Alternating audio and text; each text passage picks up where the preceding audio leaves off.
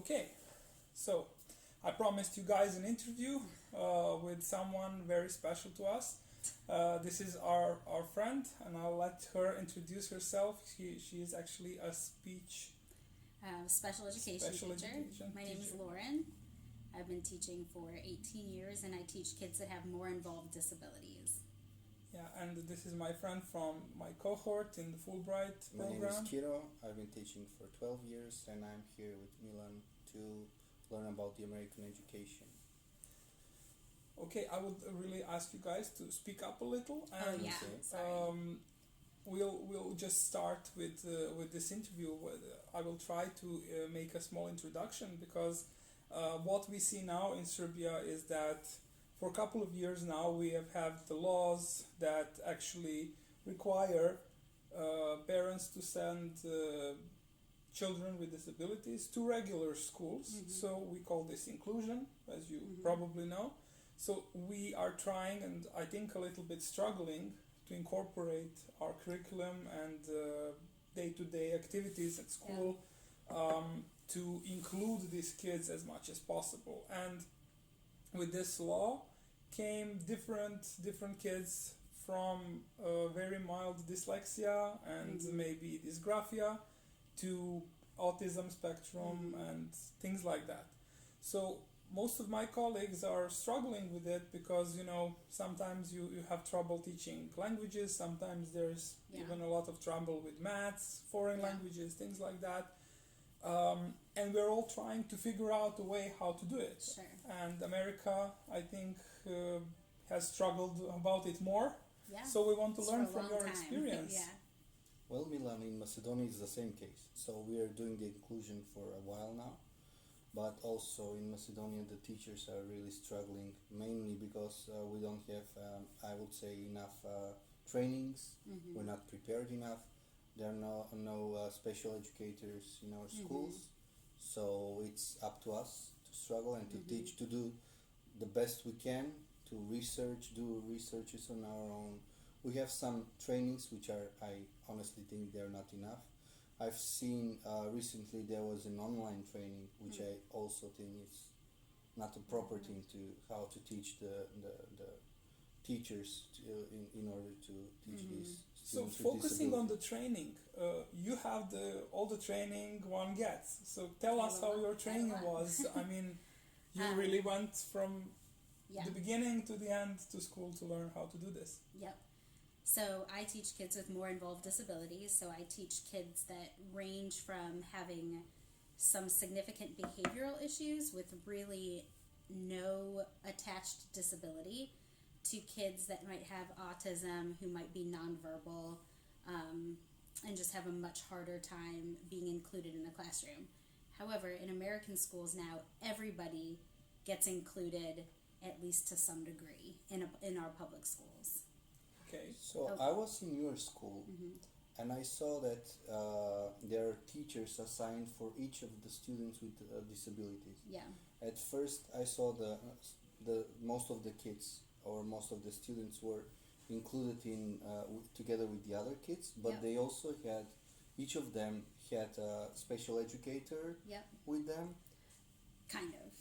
So let me go back. I didn't actually answer your question first. Okay. My training, I went to undergraduate at a very small university, and I studied special education. But then probably what helped me the most was after I had been teaching for a couple years, I went back to Kent State and got a degree in behavioral modification. So at that point, I was looking at, here's the issue. What do I as the teacher need to do to change how I'm functioning to get the student to function differently? So that really, I think, has made the biggest impact on how I teach.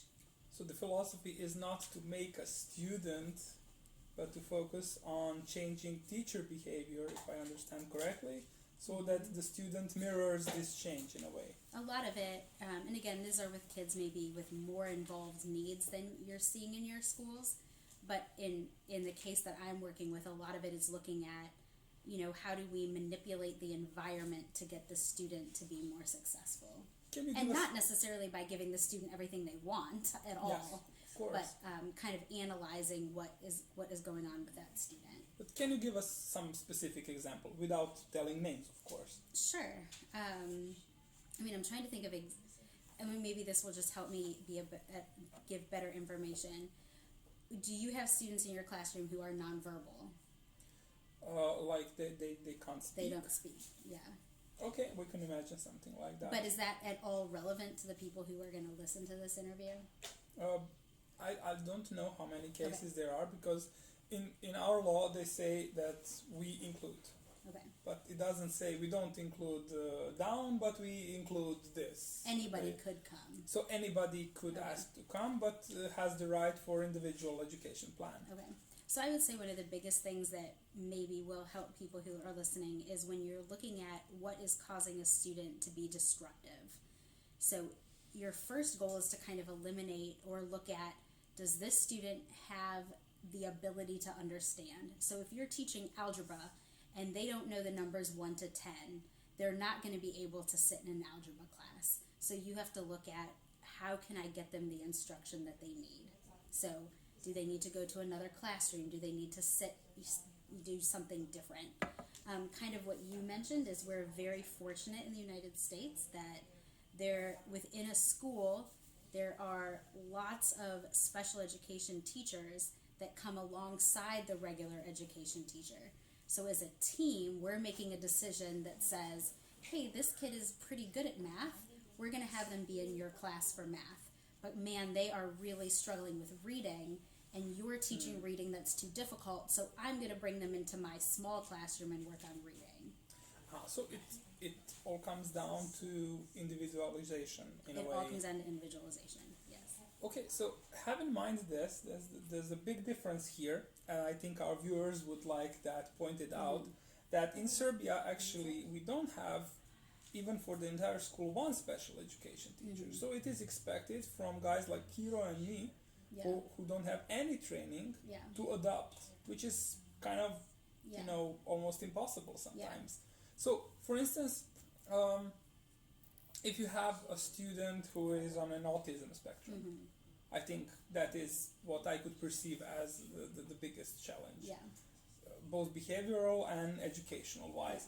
So how does that go? Like, imagine that I am the parent and I bring my kid, first grade, elementary school. What do we do, and how do we bring him to the process of education? Let me give an example of a specific kid with autism that I had several years ago. This kid was brilliant. Just to give you an example of how smart, as a kindergartner, he could tell you where every country was in the world and every capital. He could tell you every American president, facts about that president, and the years that they served. I mean, the kid had an incredible mind, but when he would be sitting in the general classroom, he, after a few minutes of a group activity, would just start crying, flop forward on the floor, and just be really upset and frustrated. And so as the teacher, so he had a regular class teacher, but he also had myself as the intervention specialist, and he had an aide. So we worked out, we looked at what is causing this kid to flip out, right? So we spent some time looking at what is happening that's surrounding this behavior that's causing him to flip out. So both you and the aide and the teacher who teaches that class? Particularly, I would do the analyzing of it, but then once I come up with that, I come up with what we would call a behavior plan, and the aide then carries out that plan in the classroom. So with that plan in place, we saw his behavior go from being able to sit on the carpet for about a minute with everybody to being able to sit through an entire activity with that plan being put in place. I wanted to ask, what background does this aide come from? Typically, aides, as they're hired, they do not have to have any background. So they would have had to have graduated high school, but they do not have to go to college. So any training that they receive comes directly from me, the intervention specialist, or just time. I mean, some of our best aides are people who've been doing it for lots of years and are very familiar with strategies. Or they're not doing any teaching, but they're just helping the kids through the... For the most part, I mean, they're incredible. I don't would ever do it without my classroom aides. They help with behavior plans. They come alongside students in the classroom and help them gain the academic skills that they need. If they're a little bit behind, they help make sure that that kid is keeping up with everybody else. If they're struggling a little bit, they come alongside and prompt them through it. So they are an essential component in what we're doing. What about the parents? What role do the parents have? Like, do they help in the like the individual planning? Do they like what role? Yeah, How much first you of all, communicate with them? Yes. I mean, it's, a lot. But let me back up a step because I feel like I'm going to confuse people. So, in what I'm talking about. So I teach kids with more involved disabilities. So these are kids who are nonverbal. Some of them, I also have a range, but I mostly teach kids that are more involved. Within my classroom, I might have 8 students that I oversee, and I have 3 adults that help carry that out. Those are we call them kids with multiple disabilities. They are impacted, their disability impacts multiple areas of their life. They might get speech therapy, they might get physical therapy, they might have occupational therapy, they might have learning and behavioral needs. That's what I teach. We also have so that's the hardest part. That's our more involved level. We also have what we call kids that just have more mild learning disabilities. So that is what I'm guessing you see in your schools more often. Yes, definitely. So this would be like dyslexia. That would be like dyslexia, kids that we just call it a general learning disability. So they might just be learn differently or have a harder time. They might not be learning at the same rate. Those kids have an intervention specialist, so same as me.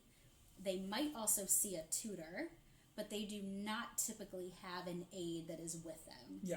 I would say we miss this in our schools. We don't have, if a kid is struggling in studying, learning, he doesn't have any special disabilities, for example, not a Down syndrome or diagnosed. They're not diagnosed, but they're kids who are struggling. Yeah.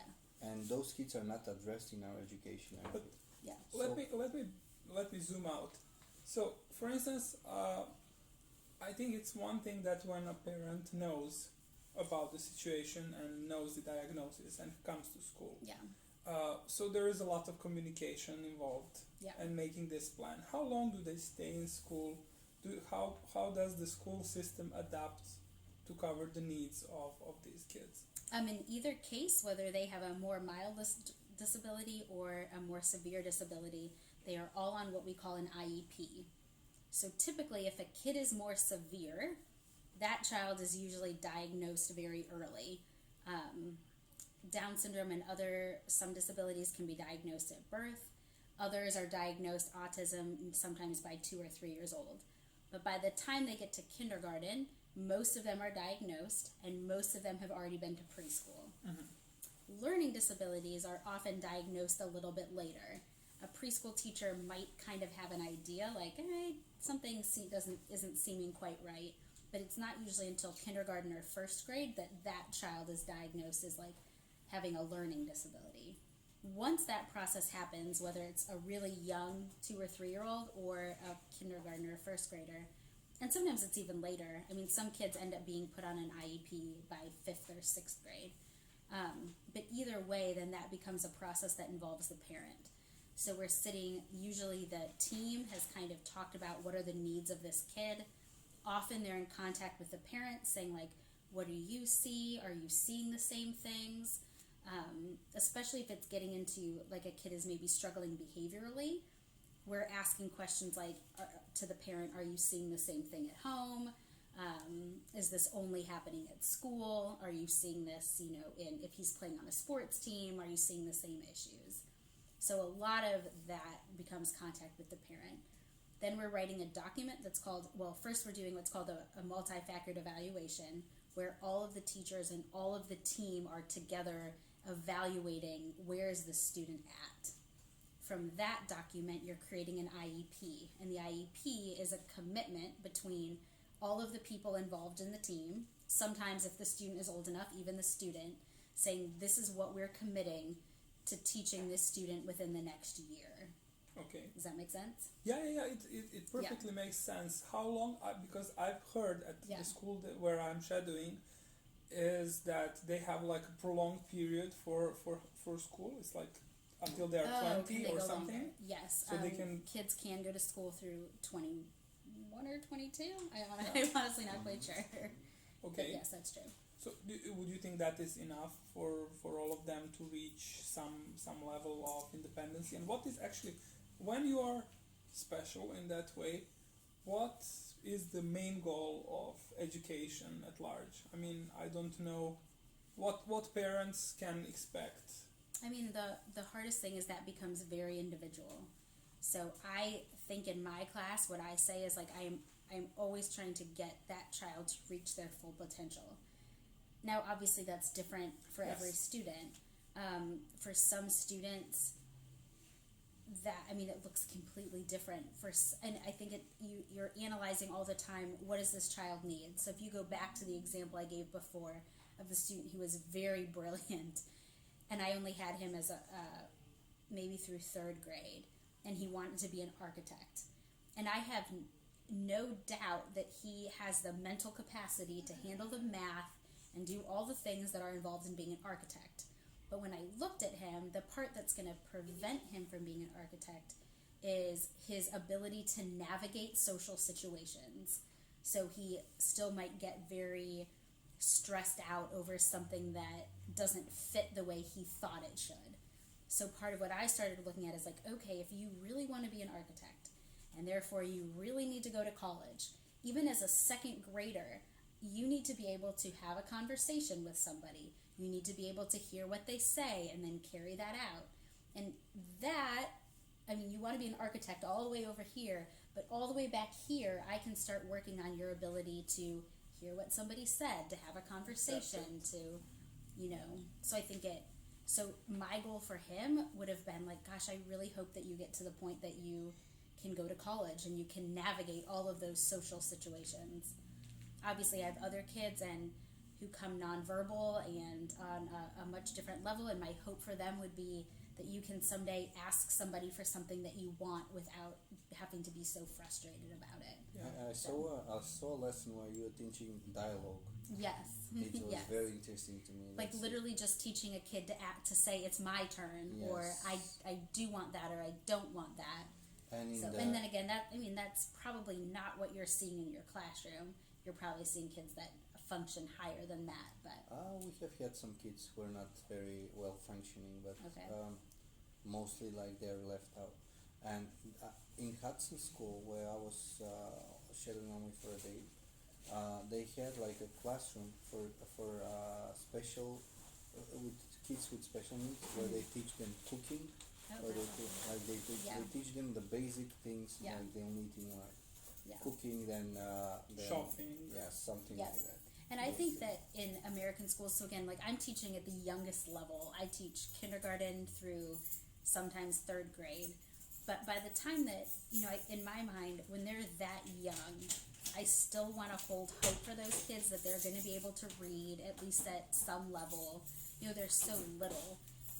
By the time they're getting older and you've put 4 and 5 and 6 and 7 years into working on some of those reading skills, there is a time that we move to what we call like a more functional curriculum. Like, hey, this child probably isn't ever going to be able to read in a way that helps them access the adult world, but they can learn to do their own laundry. They can learn to make macaroni and cheese. They can learn to do some tasks that allow them to be a little bit more independent. So it's not left off only for their parents to teach them, but also the school. The school does take a role in teaching that too. I want to ask about the general approach. So you've been around for some time. What are your points about inclusion itself? Do you think that, because what we see in forums for teachers and on Facebook, and sometimes even through personal experience, that some of our colleagues usually say like, if I have to spend more time on this kid, then I'm actually taking time away from the regular kids and sometimes a talented bunch or whatever. So what is your personal position about inclusion? Is it okay? Is it not okay? What are the pros and cons? Yeah, I am an absolute 100% total fan of inclusion. I have seen, and obviously I teach kids with special needs, but I have seen the impact it has had on their learning. So if I take a group of kids who are all nonverbal and I keep them with all kids who are nonverbal, there is nobody modeling correct behavior, correct speech. I've watched, I take, again, going back to the kid who would fall on the floor. I could have looked at him that first day and said, this isn't going to work. Like, you're screaming every minute. This is never going to work in the classroom. And I could have said, like, you just need to come over here and not have that opportunity. But I've watched, this kid's now in 6th grade, and he spends, with help, the majority of the time in a regular classroom because he was smart enough for it. And if I had said, you're never going to be able to do that, I'm going to keep you over here, I would have prevented his ability to grow that far. I think in terms of it affecting typical kids, I think that's typically developing kids, I think that's always a concern. I, with other classroom teachers, am always involved in that discussion. We had a little boy I have a student currently who also is very smart. He's in kindergarten. He was having from what it said on paperwork about him, I thought there's no way he's going to be able to go into kindergarten. So we started having him just in a smaller setting. But over now 2 months of him being in school, he learned to sit in a smaller setting, and now we're having him go back into the classroom. So, because at the beginning, he was going to be too disruptive for those other kids. But we've now taught him how to sit, how to respond appropriately, and now he can go back in and join his peers for at least parts of the day. A sub-question of this would be, do the regular students have anything, in your opinion, to gain from being exposed to kids who are different? Yeah, I think going back to just kind of finish before, is I think that like again, in America, we're very well supported. So if I took either of these two that I've now described and I had put them into the classroom without the right support, it wouldn't have worked. It doesn't work. I think that's a lot for a classroom teacher to do on their own. What makes the system work is the support of all the people that come around that kid. With kids with more involved disabilities, with more kids with more mild disabilities, I think that there are strategies that the teacher can put into place, even if there's not always additional help. One of the things I have watched students from my school grow in is their patience, their empathy, their ability to include other people, to see other people as people. We have just had some of the most beautiful, kind, caring, people-seeing stories that have come out of our elementary school. Can you tell us one of these stories? Oh gosh, there's so many. You have to pick one. I'm going to tell you my best one, and this again is probably a child that would not show up in your school, but there's just so many. Is that the one I want to pick? I don't know. Hold on, let me think of my best. This is the time to sip the coffee. I told you before. Right. If you don't have the answer yet. Yeah, you just this one just was beautiful. So, this really is my favorite story of all time. I had a little girl several years ago who was nonverbal, just had very involved disabilities. Again, probably more significant than you would see in your rooms. During her 2nd grade year, she was just learning to use a communication device to ask for breakfast food items. So at the very first thing in the morning, she would go into the general classroom, and that was really the only time of day that she spent in that room because she had a much more significant disability. But there was a 2nd grade student who just loved her, who just cared about her, who wanted to always be her partner, who wanted to always be around. And this little 2nd grade girl invited the other girl with special needs to her birthday party. And the mom calls me after at some point during the birthday party, and she said, Lauren, I just got to my car and all I could do was sit there and sob. She goes, never have any of my children been invited to somebody else's house for a birthday. And she said that like she showed up at the house and there was a whole bunch of kids from the second grade class were at the house. And when they saw her, they just were like, hey, she's here, come on in. And she like, the little girl in my class just ran in, joined everybody else, and the parents were both like, you can go, she'll be fine. And I think it just was those moments where you remember that like, I don't know what that's going to do for those second graders as they become adults in the work world, but what it is going to do is it's going to change their perspective of how they see people. And if we look at the 5 million things that come on news that are negative, it's because people forget to see people. And so I think that inclusion constantly, from kindergarten, from preschool, these kids are in the same class, and their ability to be patient and to understand and to see your potential is just built into them. Where if you take that person as an adult and you say, oh, you should be nice to this kid with disabilities or this adult with disabilities, they don't have the framework to do that. Yeah, because they've never done it. And so there is, oh gosh, there's just so many. Do you want one more? Okay, yeah. I'll tell you one more. Yeah. So these kids were older, and they were moving from 5th grade at our elementary school to our middle school. And they were doing what they call like a transition day. So the 5th graders were just going to the middle school to kind of like see what it was like. And my school has a lot of kids with more significant disabilities, but not all of our elementaries have that. So the kids went to school, and there was a 5th grader that had some disabilities and was kind of quirky. He was kind of the kind of kid that a lot of kids would pick on. And he was sitting at one lunch table over here. And at another table over here was a very cool kid, like the kind of kid that like everyone just liked, wanted to be his buddy. Gets invited to parties. All the time. So they were sitting back to back, at opposing tables, not at the same table. And this kid was getting made fun of. Like, making fun of him. He did things that other kids would pick on.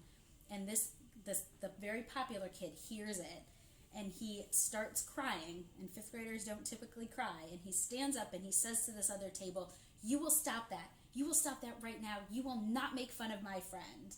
And just like, to me, it's just beautiful. Wow. It's beautiful what they have learned, the people that they've embraced, and just the way even our teachers teach kids to value each other. So I think society as a whole values from inclusion, because that's what our society looks like. So. This would be a time for me to have coffee, but I'm out completely. This is actually what we've watched kids with Down syndrome be included in the talent show with typical peers. Just all the time. Like, we had one, this was a kid that just was rough. He was always in trouble, all the time. And I had a little girl one year who was in a wheelchair, and he always wanted to be her partner. And we always thought, like, this is perfect, because if anyone's ever going to pick on her, he's just going to take care of it, because nobody's going to mess with him. So, just all the time, just great, great stories. This is the kind of environment that we want to create in our schools, both in Serbia. And we have to say this is a regular school, like it's not a private one where you pay a lot of money to get your kid into. Not a school for only students with special education needs or special needs, this is a regular school. Yeah, and again, it takes that whole balance. Like, I think it's, our kids are able to do that because they're not being overly relied on to teach. They're allowed to just be kids and be friends with people. Let us sum up in the end. So, first of all, inclusion, good thing. Yeah. Second of all, teacher needs people like you. Support. Support. And again, I think it's both. Like, I think that there are kids who cannot do it without an additional adult in the classroom. There are methods that I learned through college that would prepare, like if you had no training in how to offer good behavioral support. I was going to ask you, like, you've done some trainings for teachers. Yeah. in India, you've been to Macedonia. Yeah, but not But to yeah, not teaching. So Yeah. what does that what do those trainings include? Yeah, that's Like, a so- great question. I mean, and I think That's this would be very more. important for us. I Yeah. would say. This I think would be more helpful for a regular classroom. Yeah. And this is just an example of something I did with a class in India. So I walked into the school and the teacher said, none of these students do their homework. And this was maybe like 6th or 7th grade. And using what I know about behavior. So, I mean, this man was an excellent teacher, but he said every year this happens. Students don't do their homework, and then they come in and I'm giving them the time in class to do their homework, and I'm never getting to teach anything else. And so I said, okay, if you trust me with your class, I'll get them to all do their homework by the end of the week. And he Wow. said, okay. I was like, So okay. you're in the class. I not, was- not just teaching them like a training session. I did have a training session. I had an hour training session every day, but the rest of my day was going in and working with teachers to like excellent. address specific problems that they had. So anyway, I tell him, he said, yes, I trust you, do whatever you want. So I walk into his classroom and I said, who did their homework? Like 2. I think it was like actually 4. Probably 4 kids out of 50 raised their hand. And I was like, 50 plus. well, aren't you so lucky? I was like, everybody else, you need to stay and do your homework. And you 4, I brought a whole bunch of American Frisbees and American toys, and we're going outside, and you get to go play for 10 minutes while they do their homework. So I don't say anything to anybody else. I walk in the next day. I said, who did their homework? And it's like 16 or 20. And I was like, you 20 get to go outside and play. I'm going to come play with you. The rest of you have to do your homework. By the end of the week, I think only like a handful had still not done their homework. And he's like, the teacher was like, whoa, like, you didn't yell at anybody. And, you know, his complaint to that, or his question was like, okay, but I can't do this every day. Like, Of course. I can't That let was them my question too. like have 10, if I only have a 50-minute period, I can't let them play for 10 minutes every day. I said, great, you're not going to. I said, some days, are you close? About 15 minutes. Okay. Yeah, Thank we are you. ending. Thank you. You know, I said, some days you're going to tell them, today's the day, we're going out to play. Whoever did their homework, let's go. They will never know what day that's going to happen, so they have to do their homework every day. There was this was like a single student, so I think this would happen in your rooms too. There was a single student who every day that I was at this was a different school, but every day I was at this school, he was in trouble, and he was in the hallways having his, being in trouble. And I watched this kid, and I was observing in his math class, and I as a student was horrible at math, so I could feel for this kid. And this kid, the whole class is sitting down, and this kid's standing up, and the teacher's asking him a math question. And you could just tell in his eyes, like they were filling with tears, that he had no idea what the answer was. And I think in that case, it's like, you know, you're looking at a kid who is disruptive, but he's being disruptive because a kid would rather look like they're bad than look like they're stupid. So I would rather get in trouble and be kicked out than having to stand here and have my whole class think I'm stupid, right? That's So- usually the kids with dyslexia or dysgraphia, like they just act out or something. Because then you're What going do to you kick do? me out. And then I don't have to feel stupid in front of everybody. I'd rather be naughty. So So how do you handle that? I pulled that kid aside and that teacher, and I really just talked to I told the story of my math teacher. He was brilliant. So look, now someone else is going to get to hear the story. I was awful at math when I was in elementary school, and I had a math teacher. And at that point, a popular thing to do with a class is you would give 5 students a math problem, and they would have to go up to the board and solve it. But it was like I was so bad at math that everything in my mind just shut down. Like I didn't know how to do it. All I was going through was like, please don't pick me, please don't pick me, please don't pick me. I couldn't even think about how to do the math problem.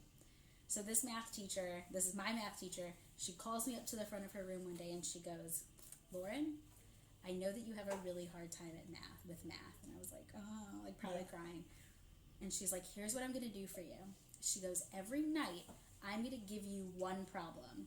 and that will be the problem that I ask you to do the next day. So Great. you go home, you practice it, you learn how to do it. If you don't know how to do it, you ask me. So when you go to the board, you already know that you know how to solve it. So instead of having me have to be so worried, she let me have that problem overnight so I could figure it out. So she took away the fear. At the same time you're learning. At the same time, I'm still learning, yes, and still getting her help. So I kind of had suggested, when you see that a kid can't do it, how do you support them instead of embarrass them? So with that particular kid, that I suggested to the teacher that she try something similar. And I think he wasn't doing his homework either, or whatever, I forget, and probably because he didn't know how to a degree. But we also put in a behavioral program for him, and I told him, I was like, he was in trouble every day for acting out in class. And I was like, do you like candy? He's like, uh-huh. I was like, tomorrow, I forget what I had even told him, but I was like, I'll give you, one small chocolate. And I think sometimes it's just flipping the way we talk to students. Instead of seeing it as, you're the bad one, you're in trouble. How can I reward you for doing what's appropriate instead of punishing you for doing what's inappropriate? And that goes across, not even kids with more significant disabilities, but anybody. Even as adults, I'm not going to get what I want from you if I'm yelling at you. I'm going to be a lot more effective if I'm saying, gosh, you're really good at this. I can hardly wait to see what you write tomorrow because I loved reading what you wrote today. That student is way more likely to go home and write something wonderful. So because we have to end up, Yeah. what we heard just Yes. was a few minutes ago was the owner of this place. Yeah. So great thanks to this Yeah. bookshop for allowing us to sit here quietly and do the videos. Imagine our audience. These are real teachers who really want to do an honest job, and they are in it for the kids as we all are, I think. Yep. But they don't have the support and they don't have the knowledge that you have. Yeah. Could you address them and maybe tell them what they could do Sure. to become? Yep, I would say that, and we do this in American schools too. It's easy to look at what you can't change. So what we can't change in American schools is different than what you can't change in Macedonia or Serbia. We often say kids that come from low income families, we can't help that. We can't fix that. And that stays true. And you'll end up in your classrooms with students that you can come up with every reason why you can't help them. But slow down in moments and figure out what can you do. You're not going to be able to fix all the problems at once, but I think remember why you went into this job. You went into this job because you wanted to make a difference in the lives of students.